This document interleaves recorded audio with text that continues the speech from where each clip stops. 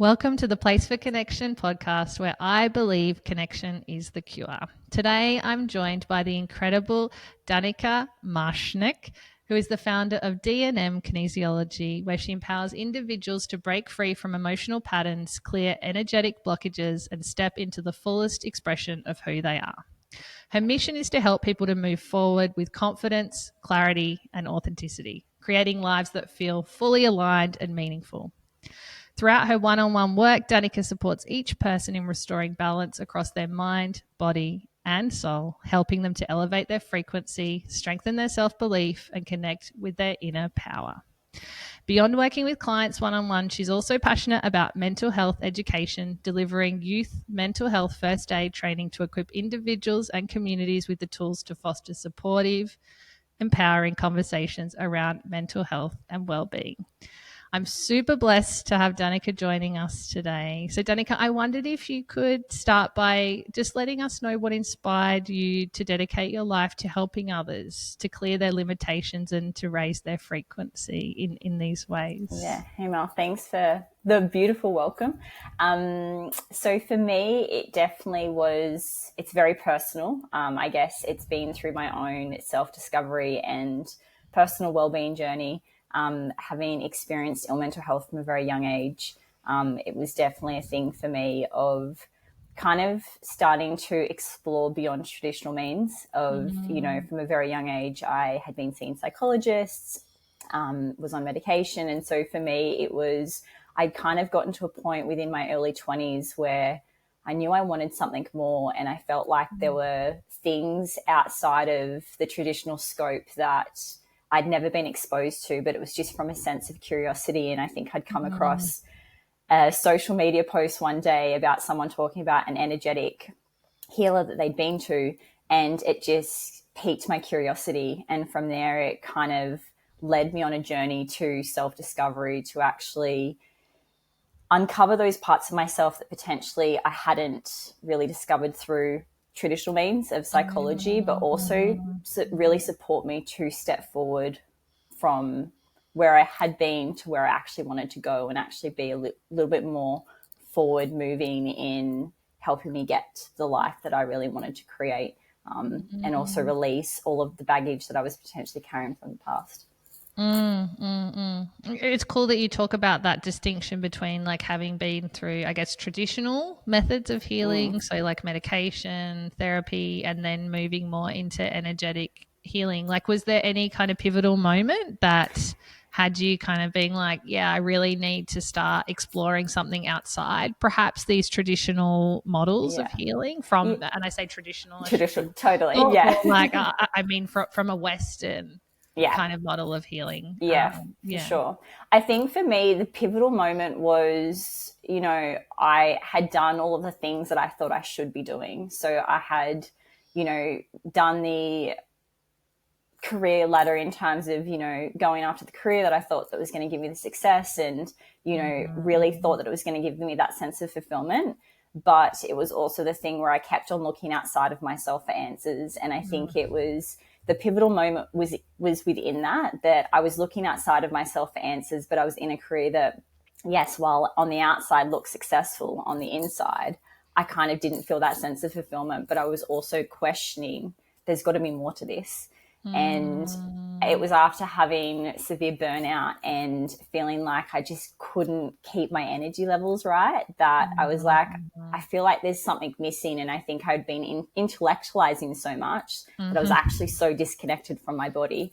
So that was a pivotal moment for me, that through starting to discover energy healing and looking at I guess, more Eastern ways of healing, it was that thing for me where I actually started to reconnect with here and actually started to uncover where I was kind of keeping myself limited, but also where I was holding things in my body that I had just never been connected to. So even coming back to the really simplest things of breathing, I was such a shallow breather. It was all in my chest, and actually learning how to just come back down into the body and breathe more deeply. as much as it might sound like a really simplistic thing, it's actually something that a lot of people forget, because when we're in the mind, we're living from the shoulders up. And so it's really hard for people to actually even regulate when they're not even paying attention to what's happening with something as simple as the breath. Oh, such a beautiful example, and something, that I see in practice all the time is like the shallow breathing, right? Which is like almost like for our nervous system, like a sign that we're under threat. Yeah. So it sounds like, building these internal tools around self-awareness, Totally. physically, not just intellectually, and being able to differentiate what's an intellectual kind of process versus what's a physiological process. Like in terms of how you then branched into kinesiology, how did that process unfold? It's interesting. It's kind of been a bit of an evolution. So for me, I moved to the Gold Coast, I think it was 5.5 years ago now. Before that, I was living in Sydney. As I said, I had that traditional career. I'd kind of gone to school, got training, moved into marketing, had 15 years working in marketing within non-for-profit and also brand and talent management, with working with experts in the health and lifestyle space. And I guess for me, it was where I was working with people who were doctors, interior designers, psychologists, athletes who were in the media space, but obviously experts in their field. And for me, it was where I was part on purpose, but also something felt a little bit misaligned. And I guess it was in the foreground, I'm working with people who are professionals in their field in those traditional, as we say, Western medicines. But in the background, for me personally, I was exploring and deep diving into the more holistic and the Eastern side, where it was kind of really, it felt very mismatched. But at the same time, it was also within that work, it showed me one thing that I really did love, and that was connecting with people. And it was through working with the talent that a lot of the time I kind of was talking to them about all the things that they were working through in terms of the limitations or where they were feeling stuck, in being the face of things. That it was really, for me, that aha moment where I was like, there's something in this that I really love, but it's not in the same capacity that I'm doing it right now. Yeah. So from that, I took the niggle, and I had been working with a number of, acupuncturists, chiros and the like when I was living in Sydney. And at that point in time, kinesiology wasn't even on my radar. I'd originally left working in that realm to actually move into, I was like, well, I love this, I'm going to move into coaching. So coaching was the first thing that I kind of entered into, where it, for me at the time, I was like, I've got this background in marketing, I'm going to do this, and I potentially, can work in this space. But from that, it was kind of, there's something more here. And again, it was like, I'm still living from the head up in a way where I'm intellectualizing all of these things, but it doesn't still feel completely right. And so it was through having had my own self-discovery and reconnecting in and having that self-awareness that the mind-body connection for me was so important, that kinesiology, I guess in a way it sounds crazy, or it's, I guess woo-woo, that people say it kind of fell into my lap, because I'd been having a conversation with a girlfriend on the coast, and she said, you should speak to this person. And I spoke to them. They were training in kinesiology, and, I kind of was like, this is it. And not realizing it at the time, I'd been doing kinesiology for a number of years in terms of working through limitations and really, getting rid of a lot of that old programming and conditioning that I'd had from such a young age, that it was from there that it started the trajectory into leading me to what I do now. So I'm wondering, because I had a friend come into the warehouse yesterday or the day before, and she was asking me what I did, and she said, oh, that sounds a bit like kinesiology. And I was like, oh, really? I didn't realize that. I'm wondering, could you explain what it is for listeners who kind of aren't aware of what it is and how it works? So kinesiology uses the same prefaces as traditional Chinese medicine, so you're working off the same principles, but one of the main differences with other modalities is it's using muscle testing. So it's using biofeedback from the muscle to detect and clear stress. So that can be physical stress, it can be mental, emotional, it can be spiritual stress. So basically it's like a human lie detector. I have a lot of clients who will come to me and they're like, how do you know that? And it's like, because that's what your body's telling me. So someone might have a conversation with me when they first come in, tell me what's going on. And you can kind of, in a way, I guess, kinesiology does work on that intuitive level as well. So you can sense where something potentially might be a little bit off. And I'm probably sure you can resonate with that I think that's kind of the way you work a little bit as well. Whereas once we get them on the table, it actually is where I start to uncover even more to it, where you start to see there potentially might be mismatches in what they're saying versus what's actually testing the body. For example, I had a young woman who came in and we were talking about, she was wanting to move forward in her business. And the question I asked her was around, so tell me, how are your levels of self-confidence at the moment? How confident do you feel? And she's like, oh, confidence is like a 9 out of 10. I'm like amazing on confidence. But when she actually got up on the table, her body was starting to show that there was levels of self-doubt, but there was also things that happened in the past that she was still holding on to from an experience that she'd had with a male that when we started talking about it, she actually realized that it was like, yeah, in those moments, I really didn't feel confident and it was actually impacting on her within a business. So it's like, it's sometimes where what the mind forgets, the body remembers. So as much as on a conscious level, she was like, confidence is a 9 out of 10. On a subconscious level, her body was still storing things that didn't feel safe for her to process until it's brought back to the surface. And, the unconscious mind won't actually bring to the surface anything that you're not ready to deal with. So I guess it's a really important thing to preface in that sometimes people can get a little bit scared because they're like, oh my gosh, a thing's going to come up that I'm not ready to deal with. But it's really about understanding that unless your body is ready to process it, it won't come to the surface within a session. But it can start to support people to have conversations that potentially they don't have the words that can actually communicate how they're feeling or what's going on for them, or really being in a space of the I don't know. For me, kinesiology is really about supporting someone to step forward into what it is that they're moving towards and what it is they're wanting to create.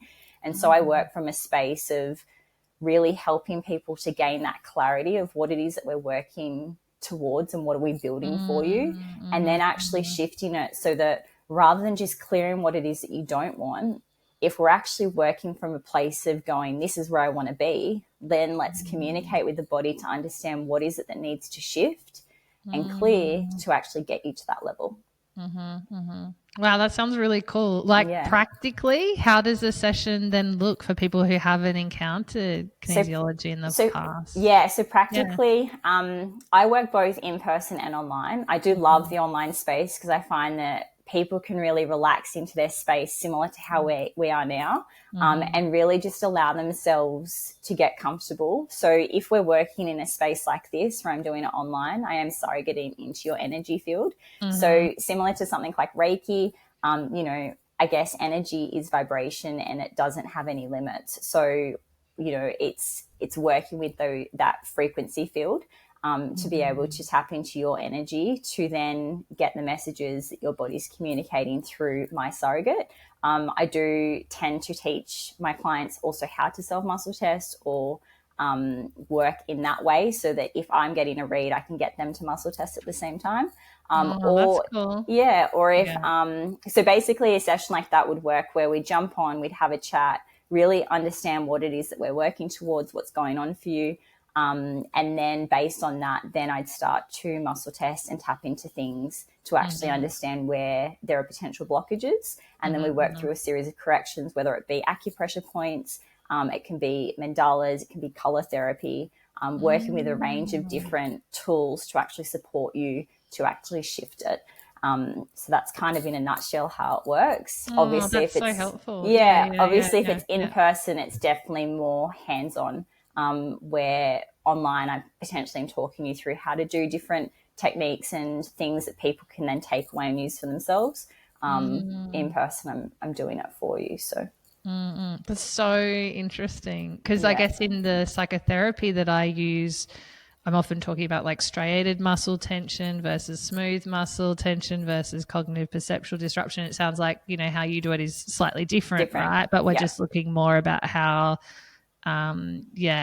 feelings, I guess, stir up activation in different muscular groups. So it's even interesting just from a neuropsych perspective, how it all interrelates. And and I've actually never had anyone explain kinesiology in such kind of simple language before. It makes a lot of sense. Yeah, and I think for me we need to simplify these things. It doesn't need to feel so clinical sometimes. And I guess there's a difference between, you know, potential of like either it's sounding too clinical and people being too scared of it, or people thinking it's too woo-woo.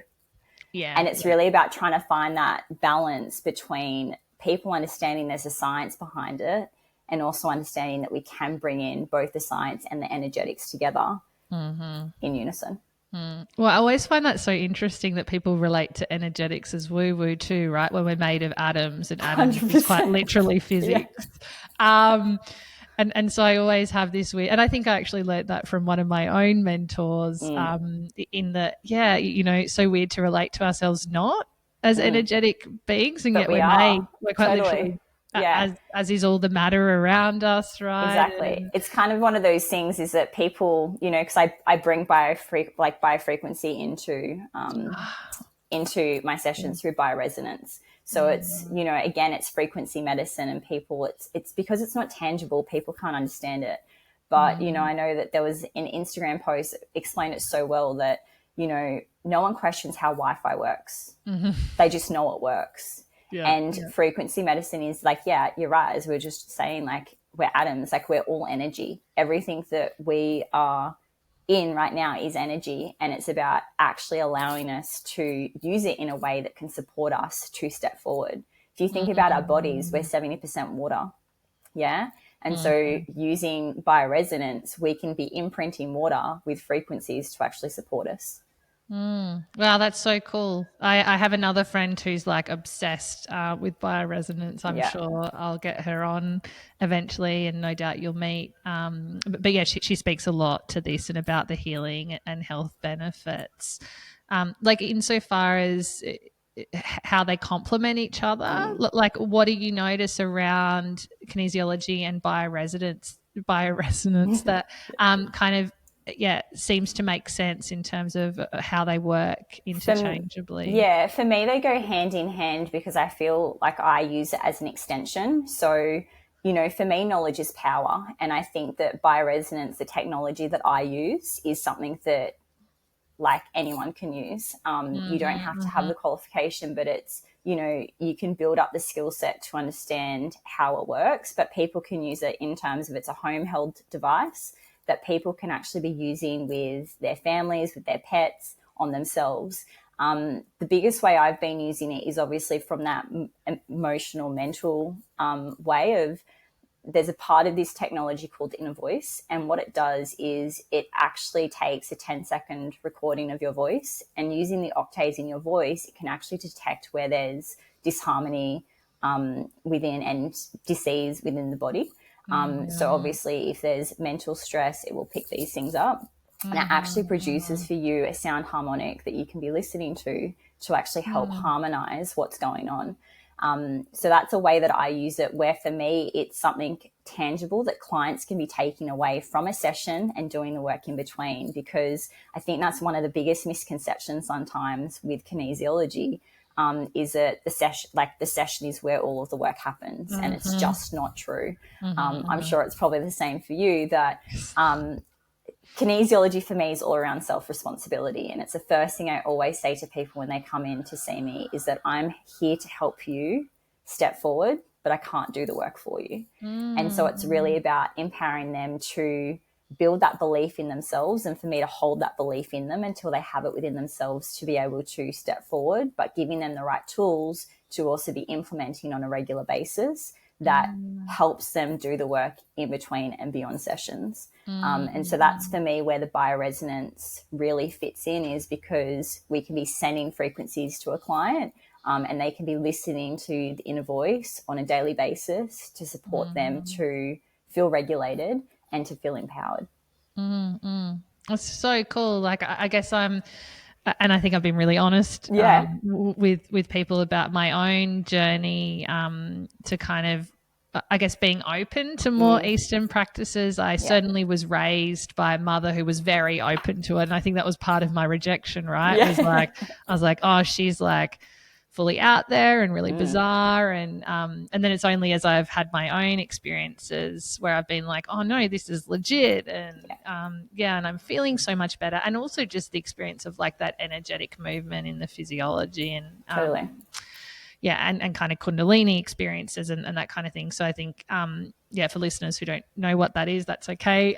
We can chat about that. I mean, unless you want to speak to it, Danica, but I'm certainly not expert enough to kind of I'm probably not an expert in it either. I guess it's that thing though, is it's interesting that it's even from that conditioning that we experience from such a young age. So for me, the experience is very different in that I wasn't raised with any of it. We were very much a Western family where it was literally like, it was one of two things. You put your big boy pants on and you deal with it and you sweep it under the rug, or you go to the doctor and you tell the doctor what's going on and you do what the doctor says. So for me, that was where for me my mental health went. And it wasn't that it was a bad thing. It just, for me, it got me to a point where I'm like, this isn't working. And it was through that I was like, there's got to be something more. That it was through that curiosity where it led me down the garden path to something that felt for me more aligned. And I think that's probably what I'm so passionate about, is providing people with choice and knowing that there's not one way to do anything, but find what works for you.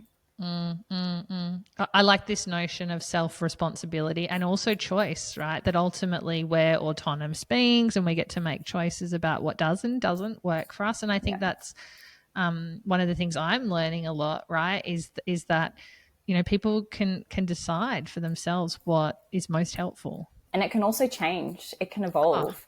Cool. For me, like I was on medication for a number of years. It's interesting because probably about 10 years ago, I had an acupuncturist say to me, I was heavily medicated at the time on antidepressants. And she said to me, she goes, you do know you can come off these. And at that point in time, one, it didn't feel safe for me. But two, I was just like, I don't believe I can ever do this. And now, having gone on the journey that I've gone on and done the work that I've done, it led me to a point where a couple of years ago I went, I don't want to be on these anymore. And I felt like it was, for me, it was that sense of empowerment to go, I can actually do this. And there is a way to live differently if you choose to. Yeah, fully. Like I'm fully appreciative of medication in terms of having their time and place, right? When we're acutely unwell or acutely distressed, it can actually help us cope. And yet it's like we get in these patterns of relating to ourselves as needing something rather than kind of fully checking in with ourselves. Like, is this still a problem I have? Yeah. Could I try an alternative? And I think often I can also understand health professionals, that they'd probably be anxious about supporting people to change these things. Like there's an element of risk. It takes time. Right? I guess that's the biggest thing, is it takes time. And I think sometimes what it does though is that for a lot of people that I see, it creates an identity. And I know for me, it created that identity of, I'm the depressed person, I'm the anxious person. And it's actually supporting people to detach from those identities, but also not feeling like they're broken because they're on it, is the other big thing that I find, because I have a lot of clients who come who potentially seen a psychologist, who've been on medication or are considering going on medication. And for me, it's like, let's find what is the best solution for you. And obviously I'm not here to diagnose or anything like that, but it's about supporting people to find the answers for themselves. And that's the bridge where kinesiology can really support people in, I guess, what is not seen as a traditional way right now, but in the future, I do hope we start to see more of it, to support people to take charge of their own healing. Yeah, I love that. I'm fully on board with this kind of, I guess, meeting of Eastern and Western methodology. And I think we're already seeing that, right? In Western medicine, the uptake of psychedelic therapy, MDMA therapies, and even just the uptake of, I guess, engagement with traditional healing modalities for, Aboriginal and Torres Strait Islander peoples and peoples of certain communities. where perhaps something might be legal in mainstream communities, but is legal if practiced within religion or faith-based orientations, right? So I think there is kind of a movement towards it. It does seem like there's a bit of fear around it, like in terms of your own experience with your clients, like I guess if that's what you call them. What do you see them come in with around kinesiology or biofrequency work that might be like an idea they have about it that perhaps isn't quite accurate? Or I guess it's more people not knowing what to expect. And that's probably the hardest thing to articulate to someone, because you kind of have to experience it for yourself. And I guess I always preface people like, what's your expectation coming in? But I also tell people, come in with an open mind and curiosity. Try and leave any expectations, but also I guess the misconception sometimes can be also that you're one and done. And I think that's probably one of the things I find so hard in this space sometimes, is that, the place I practice from is a place of that self-empowerment and supporting people. Whereas I find sometimes in, I guess, more, spiritual communities, it is this thing of like, the healer's going to heal me and they're going to do the work for me. And that's definitely not what I believe. And, for me, I really found it difficult that people say, oh, she's a healer. And I'd be like, oh, I really don't like that term. But it was my own preconception of it that I actually had to be like, no, for me, a healer is someone that's going to walk alongside you to support you to get to where you want to be. And it's just someone that potentially has taken 3 steps in front of you to get to where they are, that can help you on your way. Yeah, amen to the 3 steps. I'm not perfect. And I guess that's the biggest thing that I will always say to my clients, is that I'm still doing the work, because the work never stops. And I think it's also, for me, it's like if someone says, I'm completely healed, I can heal you, I run 1,000 miles in the other direction. Yeah. I don't think there's such thing. It's almost like the deeper you get, and this has certainly been my journey, like the deeper I get, the further I know you have to go. And also I accept that I may never get there, right? Like there's almost like this sense of like, life's like really good right now, and I'm certainly not perfect, and yet there's also a sense of, oh, like how much better can it even be than this? Like it's which is like the interesting space when you go from being, really dysregulated and anxious to like a space of being really regulated and calm and aligned. Then it's like, oh, well, where else? It's like, where's the penny going to drop? Yeah.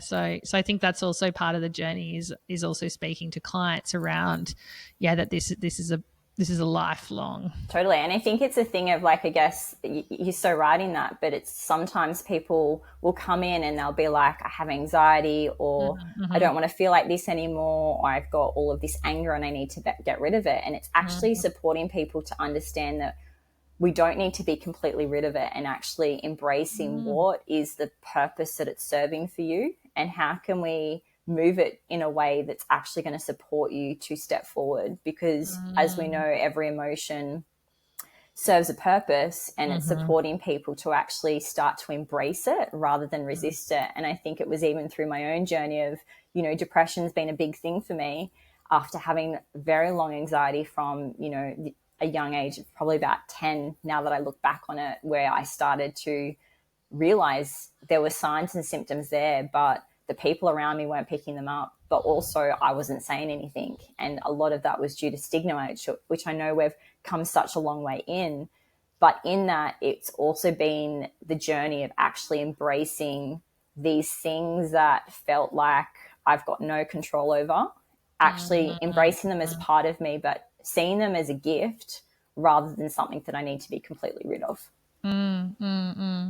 It's a really nice notion. It aligns really well with another friend of mine who works in shamanism, and you're really aligned in terms of the way you speak around self-responsibility, and also this notion of that we're all kind of unfurling in our own good time and in our own perfect way, and she actually talks about trauma as being like part of the process, right? That will often be traumatized in this perfect way. And I remember the first time she said it, I was like, what do you mean? Like, how can trauma be perfect? And she speaks around it like as in your soul's lesson. And I found that really interesting. And ever since, I think I've tried to have a little bit of a different framework in terms of certainly how I relate to my own.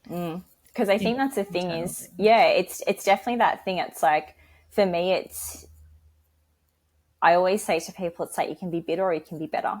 How can you take what's happened to you and not be bitter about it and not, I guess, in a way, be the victim of this has happened to me, so I can't do this, or put you in a place where you're actually limiting yourself based on the experience? Or are you taking it to go, what is it that I can learn from this? And what is it that's actually supported me to step forward? Because everything that happens for a reason. And I truly believe that I wouldn't be sitting here talking to you today if I hadn't been through what I've been through, because that's also what puts me in the perfect position to support my clients to step forward. Because when people feel like they've lost all hope, or they feel like they are in that I don't know phase where they've tried everything, or they are looking for answers from everyone else, but everything that they're being told doesn't feel right, or they try it and go, it doesn't work for me. It's because I haven't come back here. And so it's actually about supporting them to turn off the external blinkers and start turning on the internal ones. And you talked about that linking into connection and your own story around your own depression. I mean, I can't imagine how hard that would have been, like to have been so young and engaging with psychologists and taking medication and not getting like the outcome that you were hoping for, right? And doing all the things that you're meant to do, like in terms of society, like getting the job, getting the education, being successful. In terms of like kinesiology's idea around the causes of depression, what do kinesiologists tend to see as like the function of depression in terms of our physiology? Or can it be lots of different? It can be lots of different things. And I guess it's everyone's individual. There's no one quick, fast rule for any of it. And I think it comes back to case by case. And to tell you the honest truth, I've probably never really delved into it too much in the specifics when it comes to like the granular of that, because I think that it's all multi-layered, and it's never going to be, someone might come in for, say, anxiety, but it's like anxiety is such a broad term. And so it's like when we're looking at anxiety, is it the anxiety of something that's going on? Is it something that is ongoing? Like, I know that obviously we look at it as a mental illness, but when someone says anxiety, is it actually mental illness that they're looking at, or is it just an emotion that they're experiencing and don't know how else to describe it?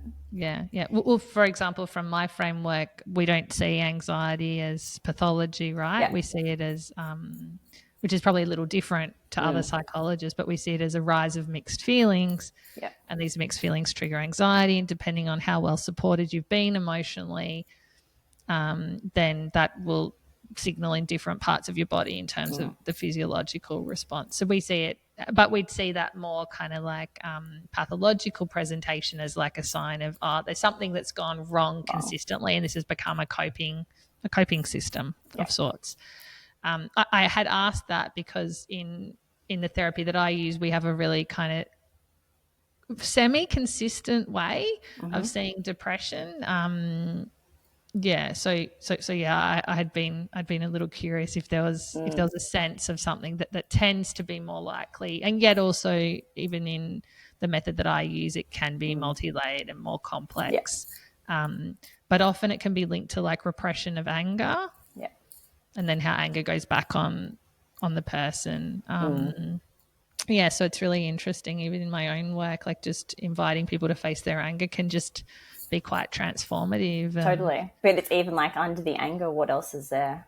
Fully. And then there's a lot of grief and guilt about the anger, and it's very complicated, but it's it's really cool to just hear about how you work. And I'm wondering, like, on that note, like what's kind of an example of perhaps a transformation that you've observed in working with one of your clients? It's interesting you ask that, because I feel like it's been very varied for me in terms of the types of things that people will come in. Sometimes it will be, you might have someone who's got skin conditions that, you know, for example, I had a young baby, her mum had brought her in, she was 5 months old and she kept on breaking out in eczema. And for her, you know, it was actually a way of,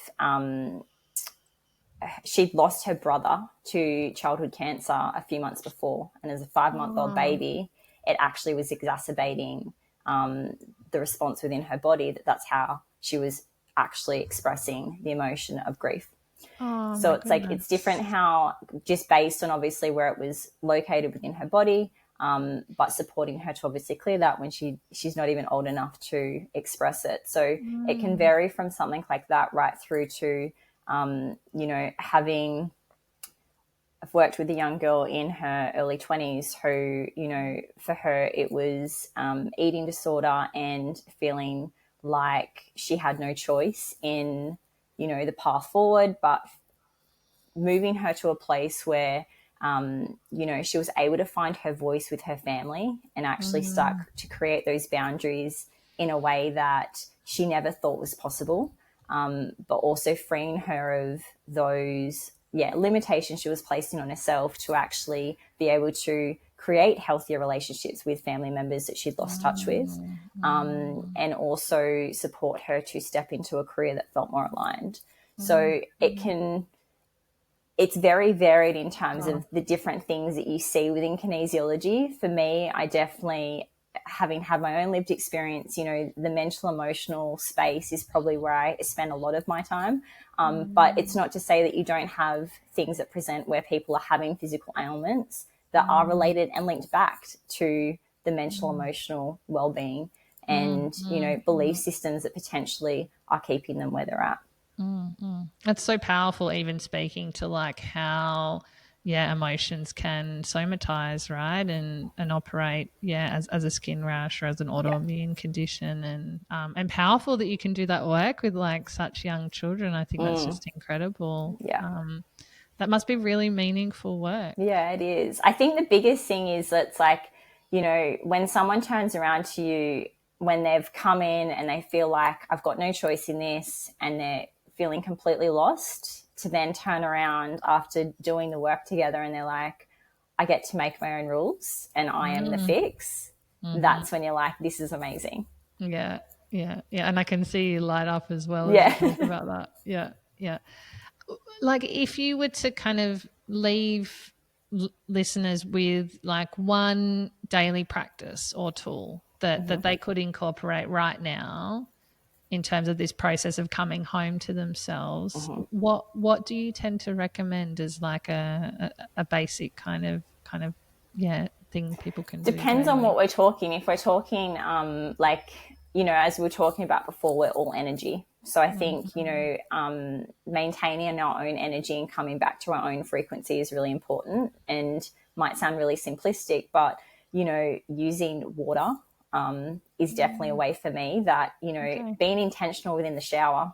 When you get in the shower of a night time, literally imagine closing down your eyes and imagine white light as that water coming down over your head and just moving throughout your entire body, and using the white light to just shift and clear anything that you carry that doesn't belong to you, and returning it to who it needs to or where it needs to actually just be able to feel like you're actually clear of anything that isn't yours.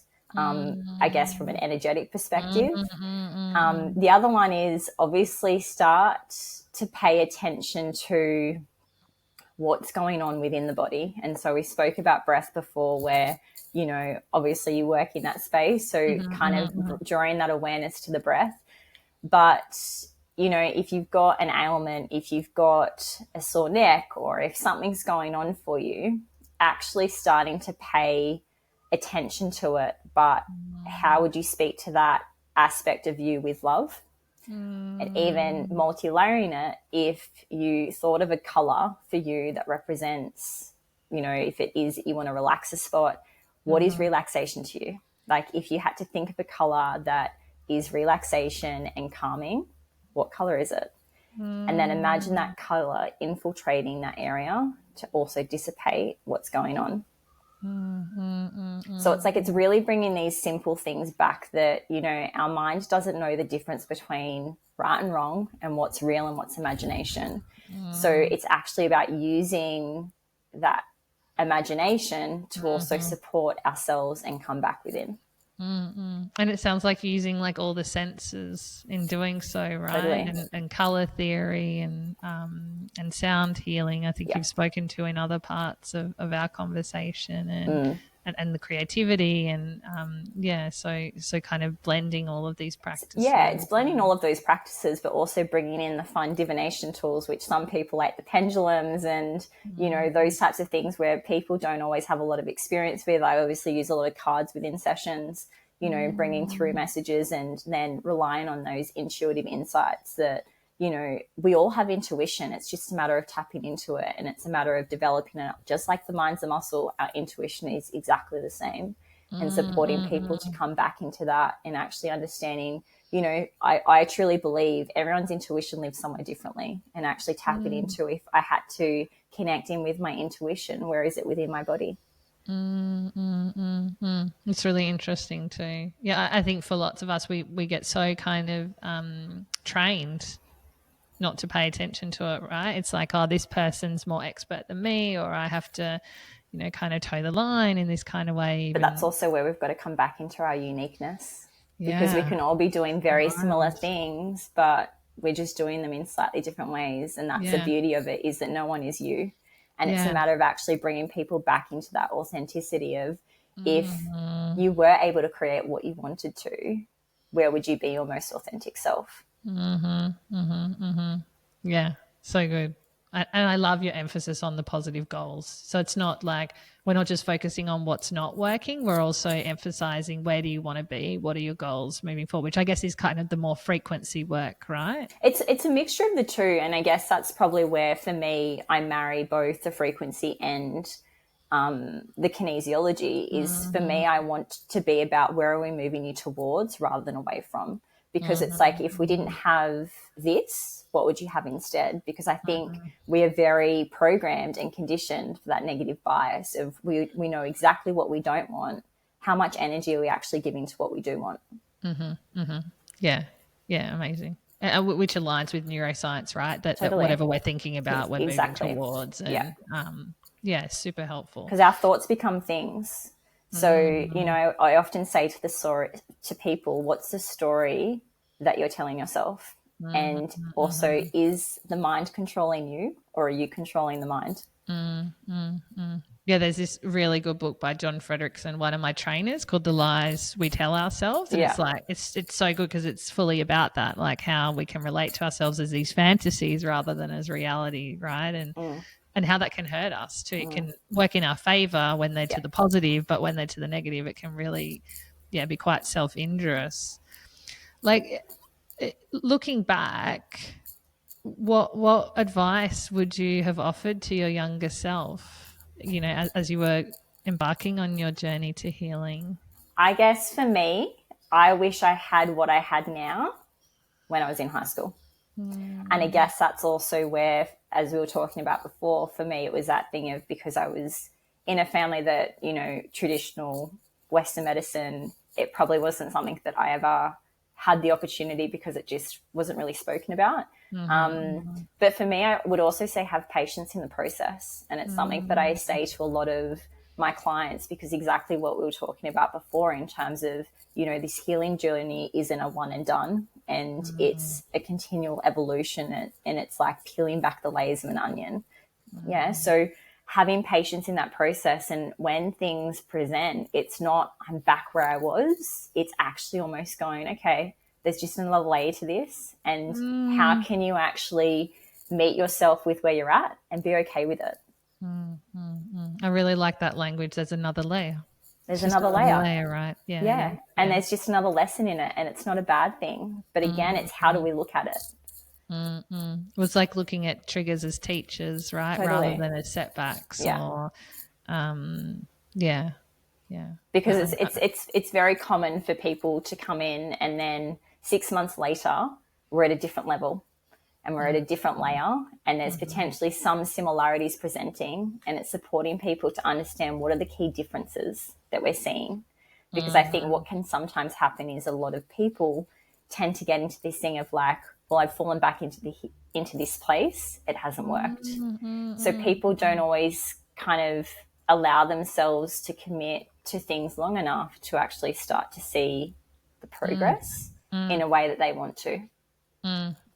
Yeah, it's that patience you were speaking to earlier, and I really like that idea that it's not linear, right? That things will move up and down, but it's just that there's a forward trajectory overall. It sounds like inviting people to contemplate what they're doing differently, what they're noticing has changed, so that they can also focus on what is working for them, again, to maintain that kind of positive trajectory. Like, in terms of if people want to work with you, Danica, like what are the ways that people can work with you? So I work predominantly one-on-one with people. Usually it's session to session. I'm just about to release a 8-week container, one-to-one, which is all around supporting people to gain clarity but also elevate their frequency. So taking the best of kinesiology and bioresonance through a program called Lead Within. So that'll be launching in May. And then super exciting. And then obviously outside of that, I also am a youth mental health first aid facilitator. So supporting people in the space of, having more empowered conversations around mental health, and also, not everyone has the level of knowledge that you or I do when it comes to, mental illness, what are the signs and symptoms, and also how to have conversations around it with someone who may be experiencing a mental health condition or are in the midst of a mental health crisis. So mental health first aid is a, training course similar to physical first aid, but supporting specifically in mental health, to support people to feel more confident in being able to support someone with where they're at. So, Amazing. So that would be the kind of thing that would be great for like parents, like schools to run, that kind of thing. Practitioners, people who come across individuals. And I guess that's the thing, is it's for anyone, because I think that's one of the biggest things is that, we have physical first aid for, physical ailments. If someone had a broken bone, or if they get bitten by a snake, you know exactly what to do. If someone is in the midst of a mental health crisis, do you know how you'd respond? And I think it's really about supporting people to understand that they can have conversations that aren't going to cause harm, but also to provide, support to get the most appropriate professional support with where a person is at, because not everyone's going to be in a mental health crisis. That's amazing. I mean, that could trigger a whole new kind of conversation. Oh yeah, true. Right? Like, yes, full other conversation. There's so many questions I could ask you around that, but I guess that's what the training's for. Yeah. So we won't ruin that. But it sounds like that's something that people can just like connect with you online, right? Yeah. So you can either find me on Instagram at DNM Kinesiology, or my website's dnmkinesiology.com. Okay, amazing. And I'll put all the links to your website and your Instagram below the video, or also if you're listening on podcasts, they'll be available for you in the podcast description. Danica, I just want to thank you so much for your time and your energy and just sharing, all this incredible knowledge you have around kinesiology and bioresonance. I feel like I'm a bit green to it. That's okay. Yeah, so really helpful insofar as also, just helps me to understand it more deeply. And I've been following you for a while and just loved your energy.